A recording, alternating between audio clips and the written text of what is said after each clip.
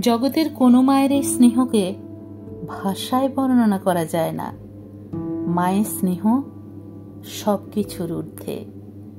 তবু আজ মাতৃদিবস উপলক্ষে মায়ের স্নেহকে কিছুটা অন্তত এই কবিতার মাধ্যমে বর্ণনা করতে চেয়েছি।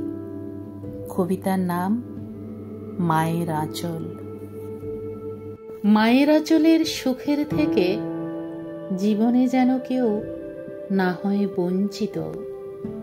এর থেকে বড় সুখ আর কিছু নেই, থাকুক যত ধন রাজালয়ে সঞ্চিত।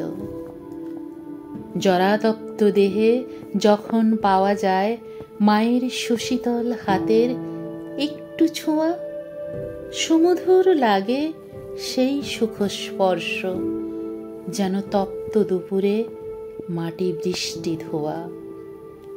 সুদীর্ঘ হিমশীতল রাতের সুকঠিন হাওয়া যখন কাঁপায় বাচ্চার বুক, জগতের কোনো রকমের গরম বস্ত্র দিতে পারে না তাকে মায়ের আঁচলের সুখ। বর্ষার নিশুতি রাতে গা ছমছমানি ভয়ের সাথে সন্তান যখন ত্রস্ত, কোলে তুলে নিয়ে নরম আঁচল দিতে জননী হয়ে যান শশব ব্যস্ত। তাই যতদিন আছে মায়ের আঁচল তোমাদের সবার শির ও বক্ষে, কখনো কোনো কারণেই সেই আঁচলকে দেখো না অবমাননার চক্ষে।